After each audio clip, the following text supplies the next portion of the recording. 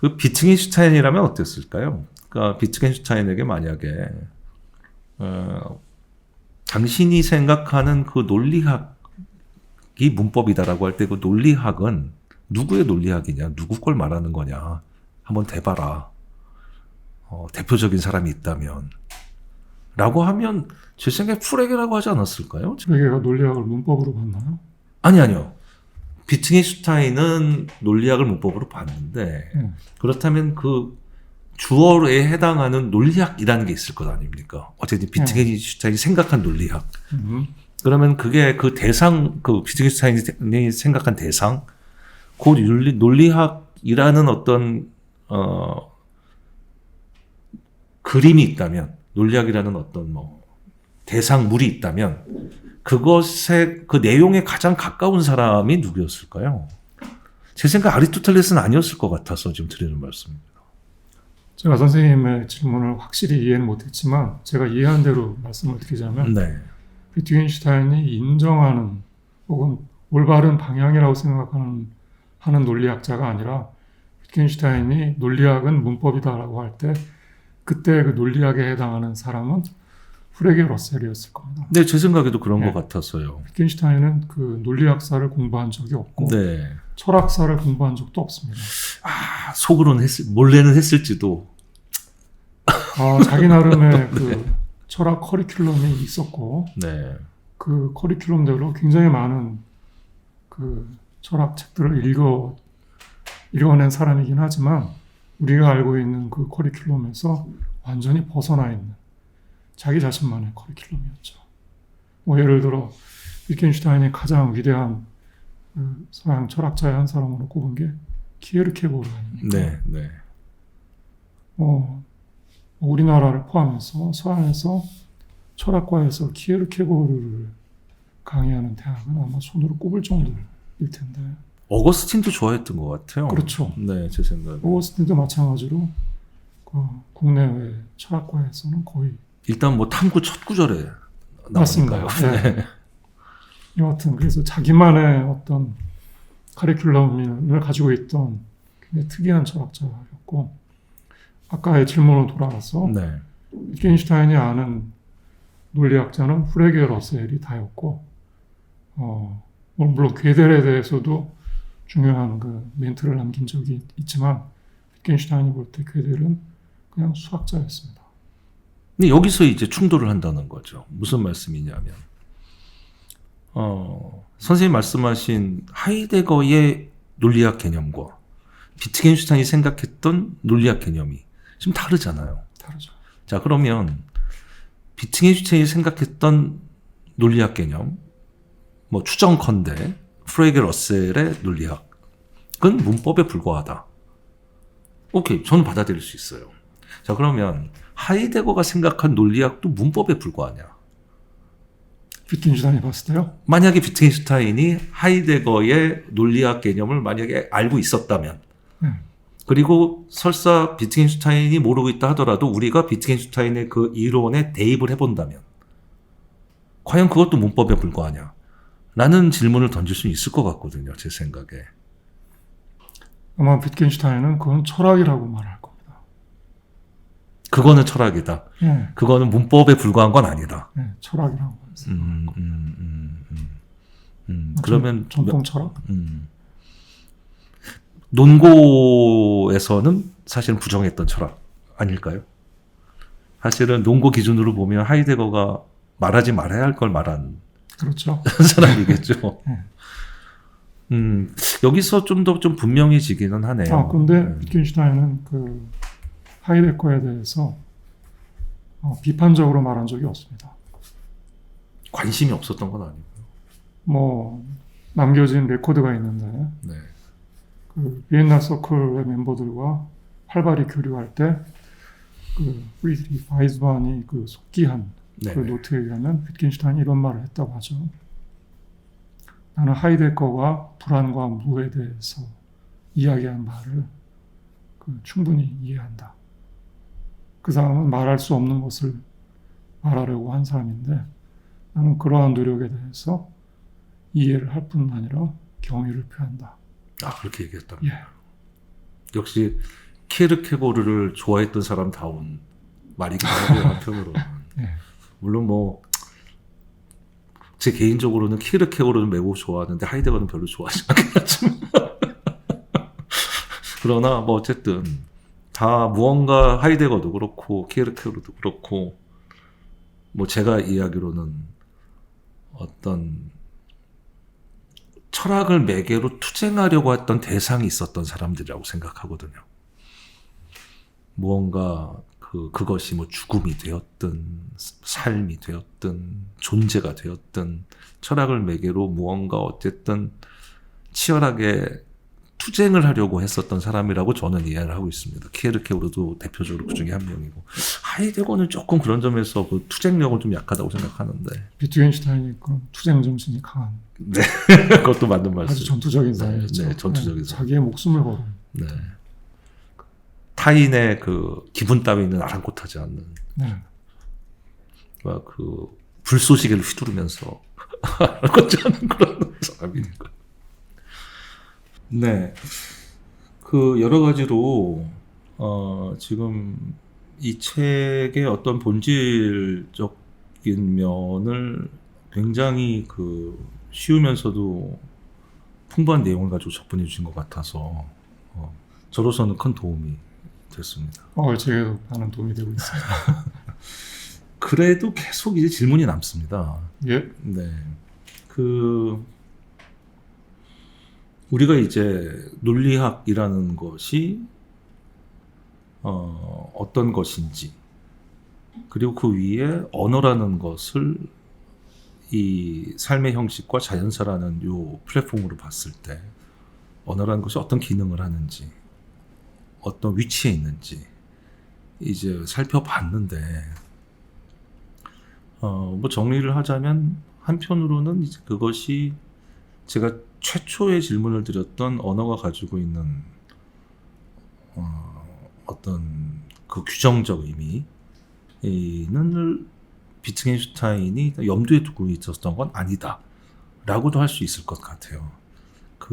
제가 이제 프리스크립션이라고 규정이라고 이제 말씀드렸던 것은 단순히 어떤 세계 내적 구조로서의 언어만이 아니고 언어가 가지고 있는 그 좀 초월적 힘 이런 걸 상정을 한 것이었으니까 아마도 이제 비트겐슈타인은 그것은 철학의 영역이 아니다라고 했을 수도 있고 논고의 그 흐름으로 본다면 탐구의 흐름으로 본다면 그냥 조금 더 열려있는 상태로 탐구라는 게 사실 어떻게 보면은 논거하고 다른 점이 철학이라는 것은 이런 거다라는 어떤 꼭 경계를 짓지는 않는다는 생각을 사실 하거든요. 그래서 그런 것 자체가 비트겐슈타인에게 내적으로 좀 무화된 게 아닌가. 정작 중요한 것은 사실 뭐 이건 철학의 영역이고 이건 철학의 영역이 아니고 이런 게 중요한 게 아니다라고 생각하지 않는다 생각도 들고요. 여기서 이제 조금만 더 나아가자면 선생님께서 말씀하신 삶의 형식이라고 얘기하는 것은 종적 특성인데 그러면 그것이 문화적인 어떤 차이하고는 어떤 식으로 연결이 되나? 예를 들어서 뭐 아주 뭐 비근하게는 한국 사람들의 삶의 형식과 오스트리아 사람의 삶의 형식은 종적 특성이라는 점에서 결국 하나인가요? 그렇죠. 그러면은 그것 자체 다 사람 아닙니까? 다 사람인데 네. 그럼 자연사적으로는 어떻습니까? 뭐 문화를 배제한 차원에서의 자연사라면 차이가 없죠. 그러나 문화를 포함한 자연사라면 거기서 약간의 그 차이점들을 논할 수 있겠죠. 어떻게 그 범주화하느냐에 달려 있는 것 같은데요. 그리고 비트겐슈타인은 어떤 문화적인 차이를 이야기할 때는 삶의 형식이라는 표현 이외에 삶의 양식이라는 말을 사용하기도 합니다. 삶의 스타일도 괜찮은 표현이고요. 그런 것들을 가지고서 문화적인 차이를 이야기할 수 있겠는데 비트겐슈타인이 관심을 갖는 것은 그런 문화적인 그 차이성이 아니라 사람이라는 공통적인 어떤 범주, 네.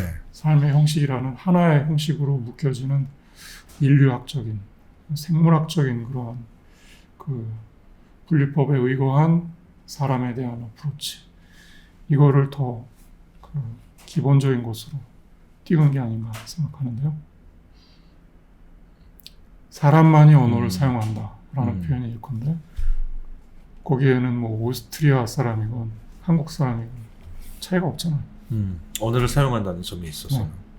그럼 만약에 언어를 사용한다라는 점에서는 차이가 없다고 얘기할 수 있겠지만 사실 또 각 언어는 또 너무 다른 형태의 그렇죠. 언어가 있지 않습니까? 네.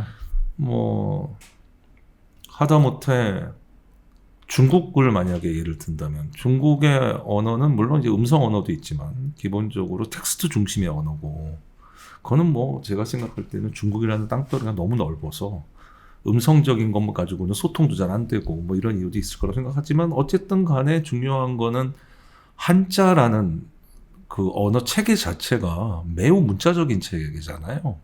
그리고 음성적이지 않은 하나하나의 요소가 뜻을 가지고 있는 이런 형태의 언어 아닙니까? 그렇게 보면은 소위 인도 유럽어와는 같은 언어긴 하지만 그 거리는 사실은 멀다면 굉장히 먼데 이런 어떤 다름의 요소들을 비트겐슈타인은 그냥 그럼에도 불구하고 언어를 쓰지 않느냐 그런 점에서는 같은 삶의 형식을 가진다 이렇게 얘기를 한다고 봐야 하나요? 그러니까 비트겐슈타인의 그 탐구와 관심의 층위가 네. 이병익 선생님이 관심을 갖고 있는 언어의 어떤 언어적 탐구의 그 층위하고 좀 다른 것 같습니다. 네. 그러니까 조금 더 상위 개념이라고 말씀을 하시는 거겠죠. 조금 더 추상적 층위의 언어다라고 말씀하시는 거겠죠. 좀 더 보편적이라고 할까요? 네. 근데 그렇게 됐을 때 이제 또 하나 계속되는 질문은 우리가 언어를 그것이 뭐 현대적 의미의 논리학이든 고대적 의미의 논리학이든 우리가 논리 혹은 언어를 이야기할 때 가지고 있는 어떤 함의는 일종의 언어가 혹은 개념이 혹은 관념이 보편적이다라는 거잖아요. 그리고 그 보편성은 사실은 개별성으로부터의 추상 혹은 초월로부터 나오는 것 아닙니까? 그런데 지금 비트겐슈타인 또 혹은 선생님의 자연주의적 해석으로 이제 비추어 보면 삶의 형식이라는 것도 또 자연사적이라는 것도 굉장히 어떤 측면에서 발생론적이잖아요. 그러니까 구체적인 어떤 사안들이 모여가지고 어떤 궤적을 만드는 것 아닙니까? 그러니까 초월적이지 않다라는 의미에서. 근데 그것이 보편성을 담지하려면 사실은 초월적인 방식보다 훨씬 어려울 수밖에 없는데 어떤 식으로 보편성이 담지가 되나요? 아주 굉장히 좋은 질문인데요. 비트겐슈타인은 일단 가장 원초적인 차원에서의 언어 게임을 주목을 합니다. 네. 그 다음에 이제 언어 게임에는 언어와 또 사람의 활동뿐 아니라 네. 그 어떤 주변 환경적인 요인도 굉장히 많이 들어가게 되겠죠. 네. 그래서 그러한 것들이 빚어내는 그 언어 게임의 양상은 다를 수밖에 없어요. 뭐 비트겐슈타인의 관점에서 우리는 예를 들어 이런 얘기를 할 수 있습니다.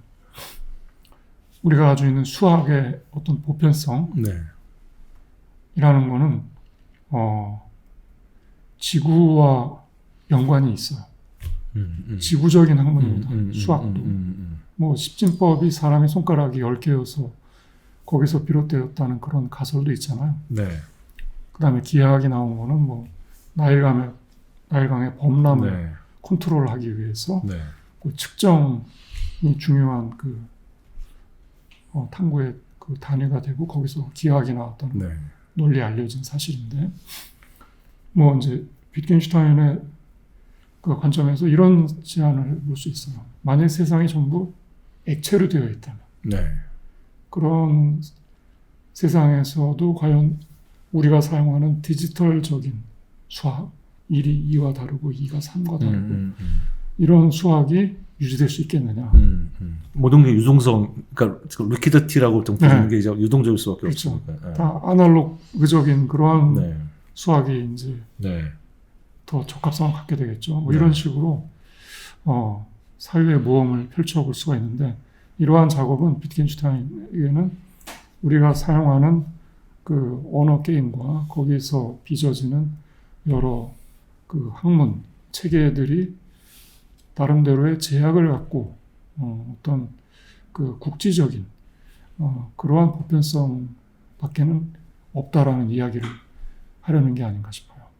즉 하늘에 붕 떠 있는 보편성이 아니라 이 지구라는 내재적 보편성. 지구라는 네. 땅덩어리에 터한 보편성. 수학도 예외는 아니죠. 그래서 비트겐슈타인은 수학을 인류학이라고 봤습니다. 네. 그 수학에서의 여러 그 빚어지는 그 작업들을 인류학적인 현상으로 봤고요. 대표적으로 예를 든다면 그 대수의 기초는 페아노의 옥리체계 이런 게 아니라 사람이 수를 센다는 이런 현상에서 그 빚어지는 일이라고 봤어요. 즉 사람이 수를 센다는 거가 그 대수의 기초이지 대수의 어떤 이론적인 기초로서의 페아노의 논리, 공리화 체계 이게 그 사람의 관심사가 아니었죠. 굉장히 특이한 방식입니다. 일단 한 두 가지 정도 질문이 이제 이어지는 제 머릿속에 떠오르는데 첫 번째는 사실 그거 자체는 수학만 놓고 봤을 때는 비트겐슈타인의 어떤 독창적인 이야기는 아니잖아요. 흉도 그렇게 얘기했고 칸트도 그렇게 얘기했고 칸트가 수학의 분석 명제가 아니다. 종합 명제다. 라는 것 속에는 사실 그런 함의가 좀 들어있다고 생각하거든요. 근데 이거를 그 말씀드리고 싶은데요. 네. 비트겐슈타인이 남긴 유고의 그 분량이 뭐 3만여 페이지라고 네. 하죠. 네. 저도 다 검색하거나 읽어보진 못했습니다만, 근데 그 덜 알려진 사실이 그 유고의 절반 이상이 수학에 관한 네. 유고라고 합니다. 네. 근데 우리에게 그 출간된 비트겐슈타인의 수학 관련된 유고는 수학의 기초에 관한 고찰이 전부예요. 네. 아마 채 400페이지가 되지 않는 분량. 네. 그럼 번역도 돼서 나와야죠. 네, 굉장히 그 많은 편집을 거쳐서 나온 책이고, 그 아쉽게도 그 책이 가독성이 굉장히 떨어집니다. 네. 여기저기서 발췌를 하다 보니까 이어지지가 않아요. 그래서 저는 그 유고 3만여 페이지에서 절반 이상을 차지한다는 수학에 관한 비트겐슈타인의 작업들이 마치 니체의 유고가 그런 것처럼 무삭제, 무편집본으로 다 공개되어야 한다고 생각을 합니다. 그래야지만 비트겐슈타인이 가졌던 수학에 대한 그 사유가 제대로 그 우리가 검색을 하고 연구를 할 수가 있다고 생각을 하는데, 그 아까 이병익 선생님께서 비트겐슈타인의 수학에 관한 고찰은 휴미나 칸트에게서도 그 싹을 볼 수 있는 그리 놀라운 새로운 건 아닌 것 같다라는 평을 하셨는데, 비트겐슈타인은 그렇게 보지 않았습니다. 비트겐슈타인은 그 러쉬 위스라는 제자가 네네. 비트겐슈타인에게 그 나중에 그 선생님에 대한 행장기를 쓰게 되거나 선생님의 그 철학을 그 요약을 해서 전달해야 하는 경우에는 어떻게 소수를 하는 게 좋겠습니까? 라고 질문을 했을 때 비트겐슈타인이 이렇게 대답을 했다고 하죠. 내가 철학에 대해서 한 최대의 공헌은 수학에 대한 거라고. 수학 철학이라고 자기는 생각을 하고 그 러쉬리 당신도 그렇게 그 연기를 해달라는 그런 그 부탁을 했다고 합니다. 그거 존중해야 되지 않을까요? 그게 이제 뭐 한편으로는 존중을 해야겠지만 그렇게 많은 수학과 관련된 저술을 남겼고 또 브리제에게 나에게 뭔가 공헌이 있다면 수학에 대해서 뭔가 새로운 얘기를 한마디 한 것이라고 할 수 있다. 네. 근데 이게 다 비트겐슈타인의 얘기잖아요. 네, 근데 그 비트겐슈타인의 뜻과는 정반대로 갔죠.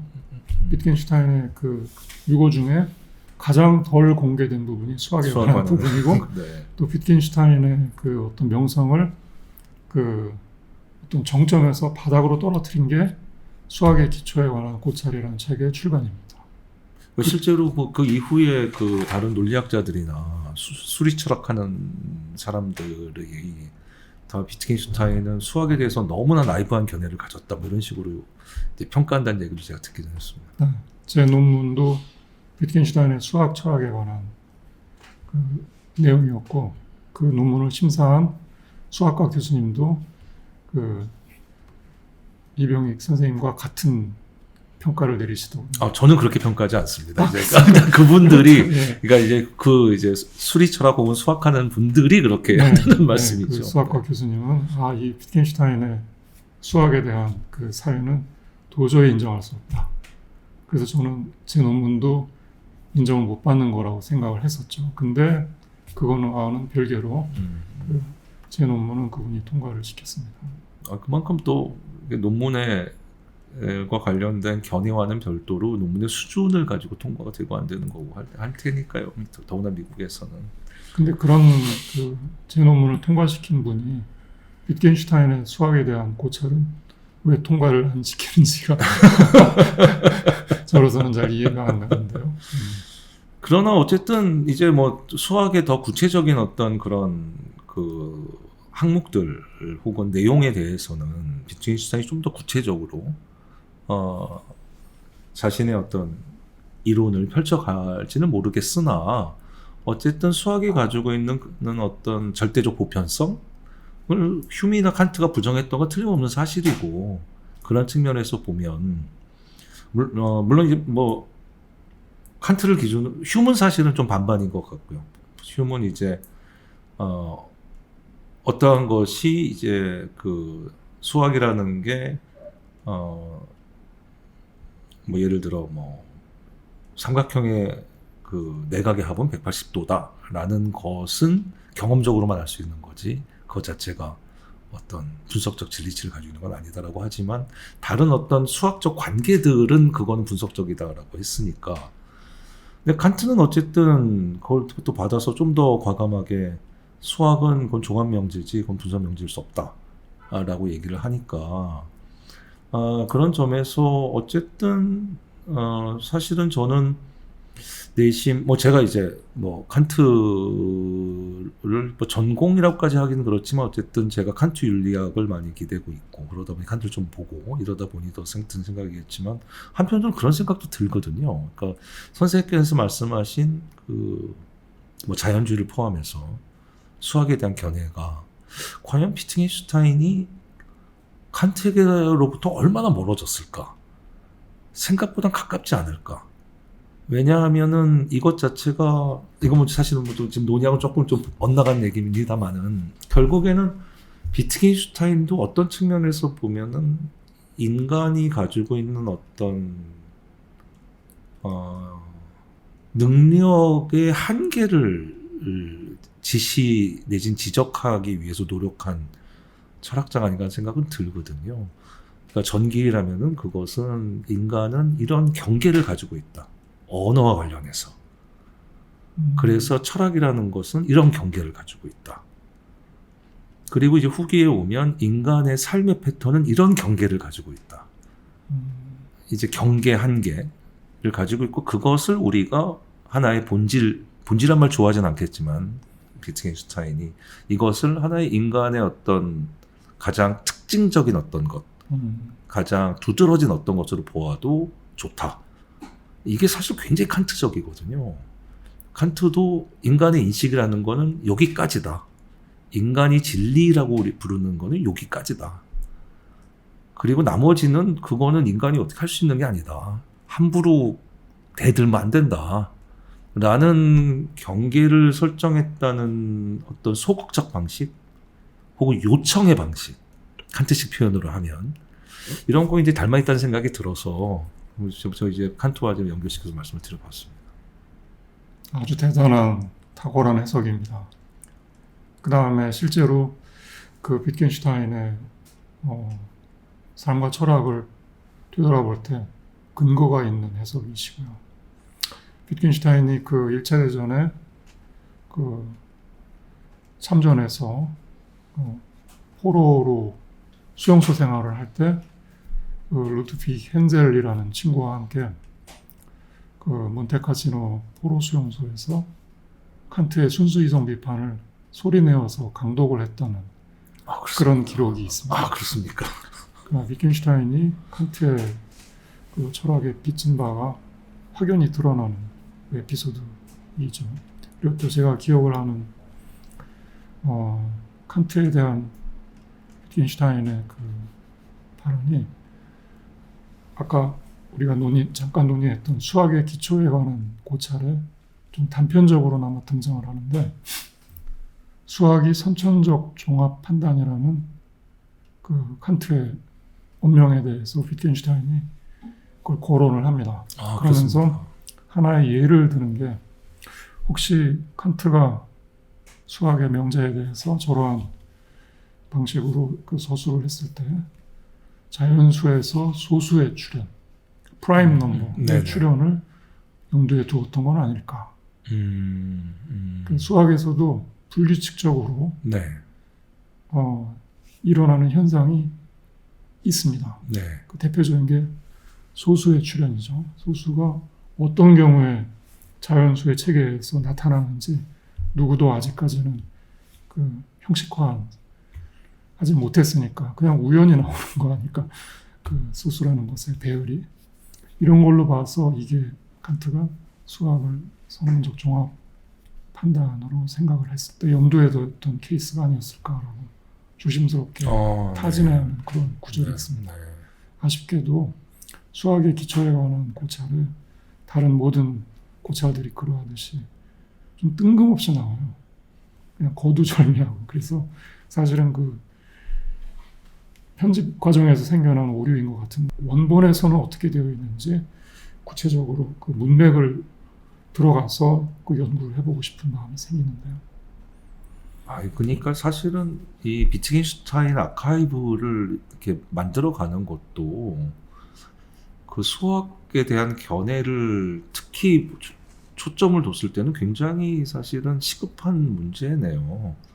전반적으로 다 누군가 이제 또 편집을 또 잘 해야 할 거고, 틀림없이 이런 식의 그 수고는 결국엔 편집의 힘이 굉장히 강하지 않습니까? 그렇죠. 누군가 비트겐슈타인의 그 단순한 이론만이 아니고 성격과 정서까지 꿰뚫고 있는 사람이 사실은 잘 모아서 배치를 해야지 이게 말이 되도록 이루어지는 건데, 그것도 학계에는 큰 숙제로 남아 있겠네요. 그렇죠. 저는 그 니체 미완성 작품이라고 알려졌던 힘의 의지. 네. 출간은 됐습니다만 사실은 그 니체의 허락 없이 그의 누이와 그 누이의 남편이었죠, 아마. 그 두 사람이 그냥 자의적으로 편집해서 그 낸 책이거든요. 제목은 니체가 그 염두에 두었던 미완성 대작의 이름 그대로 맞습니다. 근데 그 내용은 물론 이제 누이가 자의적으로 그 덧붙인 거는 없는 걸로 그 판정이 됐는데, 그 구성 자체는 니체가 과연 살아 있었다면 이렇게 편집을 했을까? 빅 퀘스천입니다. 그래서 지금은 그 니체의 유고를 그 날짜 순으로 집필을 했기 때문에 그냥 그대로 크로니컬하게 그대로 다 출간을 해서 그걸 쭉 따라서 읽어보면 그 힘의 의지라는 작품이 얼마나 해적판인지 그 얼마나 자의적으로 편집된 건지를 한눈에 알 수 있죠. 그래서 힘의 의지라는 작품은 지금은 더 이상 니체의 작품으로 인정되지 않고, 그렇죠. 거의 그가 남긴 유고를 바탕으로 이제 연구를 진행을 하는데, 위트겐슈타인의 유고도 그 어느 순간부터는 그런 방식으로 이제 바뀌어가고 있습니다. 유고 자체를 그 탐구를 하는 게 더 본래적이고, 그동안 출간되어서 그 우리에게 알려진 위트겐슈타인의 작품들은 상당 부분이 편집의 손을 거치면서 적지 않은 왜곡이 일어나는 걸로 그렇게 평가되고 있죠.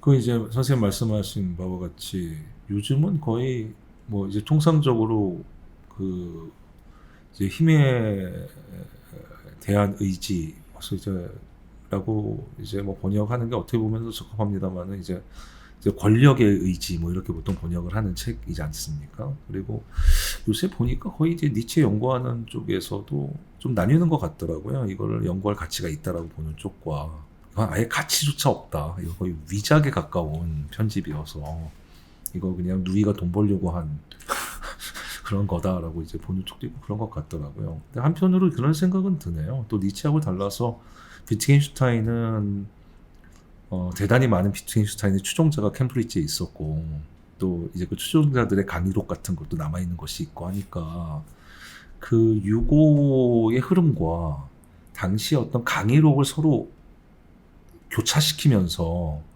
좀 보면은 비트겐슈타인이 가지고 있었던 사고의 흐름을 좀 더 입체적이고 하지만 정확하게 볼 수도 있겠다라는 생각이 들기도 하네요. 또 이제 비트겐슈타인의 말을 또 성실하게 받아 적은 또 학생들이 많이 있으니까 그것도 좀 보면 놀라운데 얘기 들어보면은 뭐 수업도 강의실에서도 했지만 뭐냐 산책하면서도 하고 뭐 캠브리지 교정 걸어다니면서 그냥 하고 그거를 또 이제 그 또 똑똑한 학생들이 많아가지고 그런지 성실하고 똑똑한 학생들이 그걸 또 갖다 받아 적어가지고 그 와중에 또 강의록을 만들고 뭐 한 거를 생각하면 그런 식으로 유고와 그 정확히는 비트겐슈타인의 어떤 수고와 강의록과 이렇게 교차적으로 해가지고 하면 그게 훨씬 더 사실은 좀 진실에 부합하는 작업 방식일 수도 있겠다 생각도 드네요. 선생님 말씀 들어보니까. 근데 이제 비트겐슈타인이 스스로 한 작업은 우연적인 요소가 덜한 편이죠.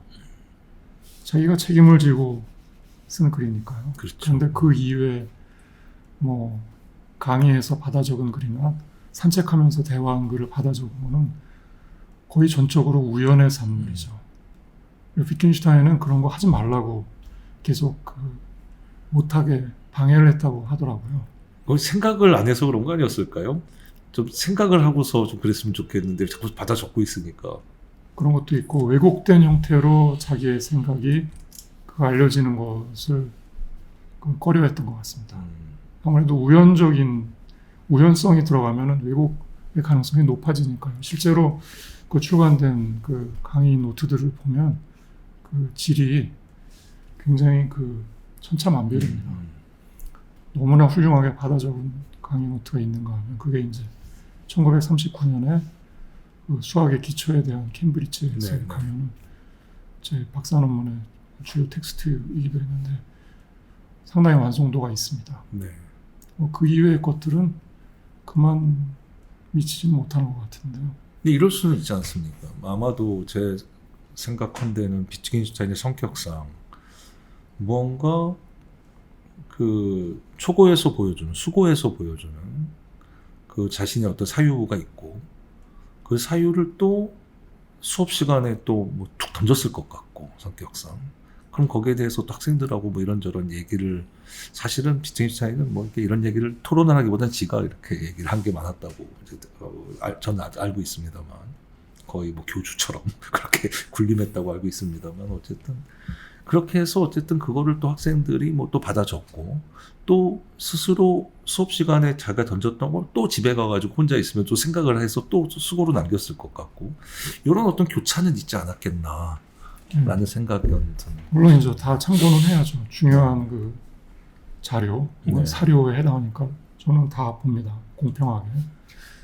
흥미로운 게 비트겐슈타인의 그 말을 받아 적다가 파문당한 학자들도 있습니다.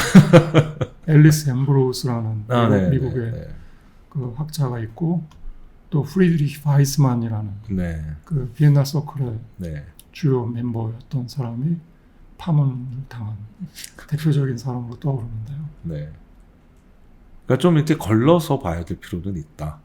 특히 강의록의 경우에는. 그런 말씀으로 이해를 하고요. 우리 자연주의로 조금 더 돌아가 볼까요? 그 아까 하셨던 대로 좀 정리를 하면 과연 그렇다면은 이런 삶의 형식, 자연사 이것이 문화권이 달라지면 너무 달라질 수도 있지 않느냐. 그러나 그거는 비트겐슈타인에게서는 그것보다는 좀 더 보편적 층위의 이야기다. 그 보편적 층위에 있다라는 거는 이해가 됐고